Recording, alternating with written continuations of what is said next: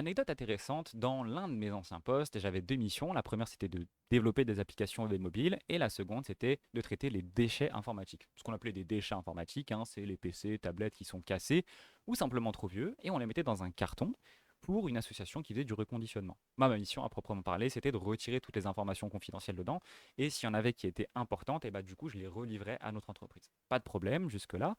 Et on avait même le droit de réparer certains appareils pour les garder pour nous. Ça, magnifique. Du coup, il y a une Surface Pro 7, une tablette Windows qui m'intéresse bien, l'écran est cassé malheureusement, donc je regarde directement côté disque dur, voir si tout fonctionne. Et du coup, bah, dans ma fouille, je trouve du coup plein de trucs que je dois supprimer, etc., etc., des mots de passe que je supprime, et je regarde du coup dans le fameux dossier App Data. Pour ceux à qui ça parle pas, hein, le App Data, c'est un dossier où il y a plein de caches pour plein de logiciels. Genre Chrome, il a un dossier Chrome dans App Data avec du cache, etc. Et là, en fait, d'habitude, on a 20-30 logiciels, 20-30 fichiers du coup. Et là, il y en a genre 20, 30, 40, voire même 60. Il y en a vraiment beaucoup et des dossiers qui ne me parlent pas du tout. Je vois qu'il y a le mot games dedans, donc je regarde dans les bibliothèques Steam s'il y a quelque chose qui pop, que dalle. Donc je regarde sur Google.